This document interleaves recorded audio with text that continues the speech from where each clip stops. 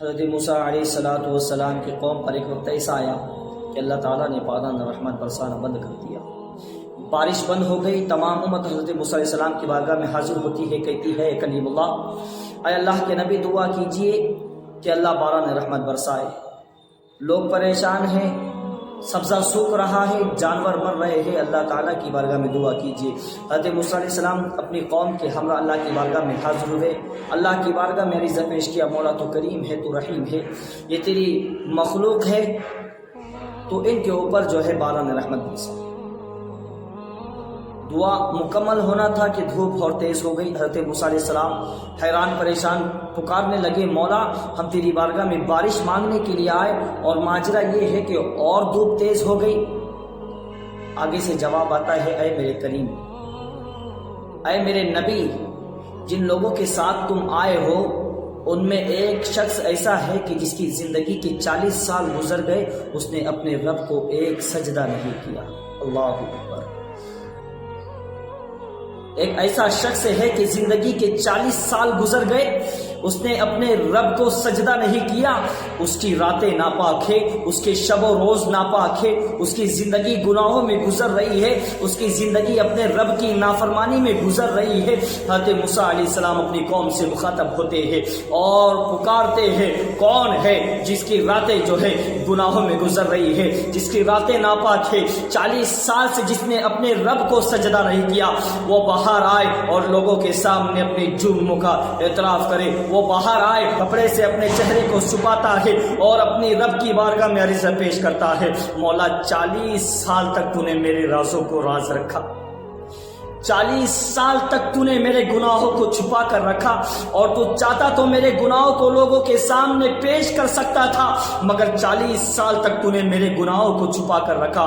مولا تو 40 سال تک راز رکھ سکتا ہے، ابھی بھی راز رکھ لے، میرے رشتہ دار ہوگے، میرے دوست احباب ہوگے۔ حالانکہ حدیث میں کوئی ایسے الفاظ نہیں ہے، مگر اس کے دل میں خیال تو آیا ہوگا کہ میرے جاننے والے ہیں، میرے ماننے والے ہیں، میری ماں ہوگی، میرا باپ ہوگا، میرا بھائی ہوگا، میرے دوست و احباب ہوگے۔ مولا ان کے سامنے میرے رازوں کو فاش نہ کرنا، ان کے سامنے تو میں بڑا نیک بنا کرتا تھا، ان کے سامنے میں تو بڑا علامت الدہر اور زمانے کا بڑا شیخ بنا کرتا تھا، مگر مجھے معلوم ہے میں کیا ہوں۔ وہ اللہ کی بارگاہ میں توبہ کرتا ہے، اللہ معاف فرما، اللہ معاف فرما، 40 سال تک تو نے راز رکھا ہے، مولا اس بار بھی عزت کی حفاظت کر لے، مولا اس بار بھی میرے گناہوں کو معاف کر دے، مولا معاف فرما، تو معاف کرنے والا ہے، تو کریم ہے۔ حضرت موسیٰ علیہ السلام ادھر پکار رہے ہیں، کون ہے وہ شخص جو اللہ کو 40 سال تک جس نے سجدہ نہیں کیا ہے، مگر یہ بندہ نقاب میں اپنے منہ کو چھپا کر اپنے رب کو پکار رہا ہے۔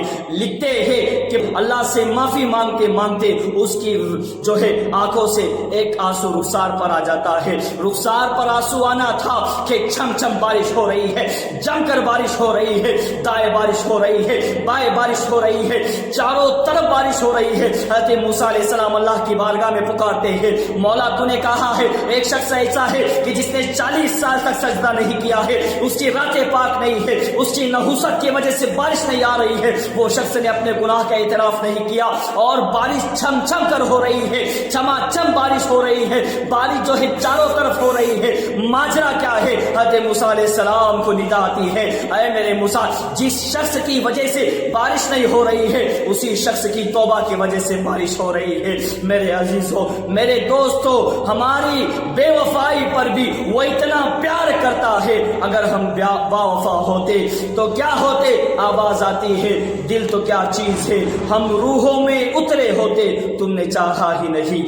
چاہنے والوں کی طرح میرے پیارے، ہمیں اللہ سے توبہ کرنی ہوگی۔ آج ہم بھی مصیبت میں پھنسے ہوئے ہیں، آج ہمارے یہاں پر بھی بارش نہیں ہے، لوگ پریشان ہیں، کسان پریشان ہے، کاروبار والے پریشان ہیں، دکاندار پریشان ہے، مگر حال یہ ہے کہ بارش آنے کو تیار نہیں ہے۔ عالم یہ ہے کہ پانی کا ایک بوند آنے کے لیے تیار نہیں ہے، تو کرنا کیا ہے؟ اللہ سے توبہ کرنی ہوگی، اللہ سے معافی مانگنی ہوگی۔ اس کے خزانے میں کوئی کمی نہیں ہے، اس کے خزانوں میں کوئی کمی نہیں ہے، وہ بے انتہا دینے والا ہے، وہ بے انتہا معاف کرنے والا ہے۔ بلکہ علماء لکھتے ہیں، غیب سے آواز آتی ہے، وہ تو مائل و کرم ہے، کوئی سائل ہی نہیں، راہ دکھلائے کسے راہ روے منزل ہی نہیں، وہ تو دینے کے لیے تیار ہے، کوئی مانگنے والا نہیں۔